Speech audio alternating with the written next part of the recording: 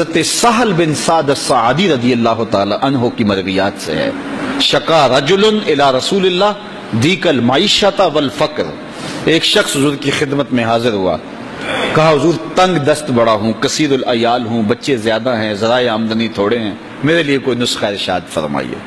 تو آقا کریم نے اس کو کیا نسخہ دیا؟ یہ سب سے آسان نسخہ، اذا دخلت الدار فسلم علیہ، جب گھر جائے تو گھر والوں کو السلام علیکم کہا کرو، جو ہی گھر میں داخل ہو السلام علیکم، اور اس کے بعد ایک مرتبہ سورہ اخلاص پڑھ دیا کرو، قل هو اللہ احد، یہ عمل شروع کر دو۔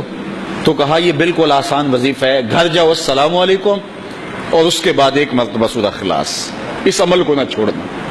بلکہ فرمایا کبھی ایسا ہو تو گھر جائے تو گھر میں کوئی بھی موجود نہ ہو، تو کہا عمل کو پھر بھی نہیں چھوڑنا، فسلم علیہ، کہا تو مجھے سلام کہتے نا، وہ اپنے نام لیواؤں کو تنہا چھوڑتے کب ہیں، جہاں ہم دم نہ ہو کوئی وہاں سرکار ہوتے۔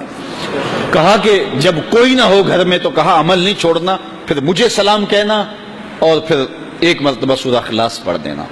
وہ صحابی کہتے ہیں میں نے عمل شروع کر دیا، گھر جاتا السلام علیکم، گھر والے بھی خوش، اور اس کے بعد سورہ اخلاص بیٹھنے سے پہلے پڑھ لیتا، اور اگر گھر میں کوئی نہ ہوتا پھر تو مجھے چاہ چڑھ جاتے، پھر میں یا نبی سلام علیکہ پڑھتا، پھر حضور کی بارگاہ میں سلام پیش کرتا۔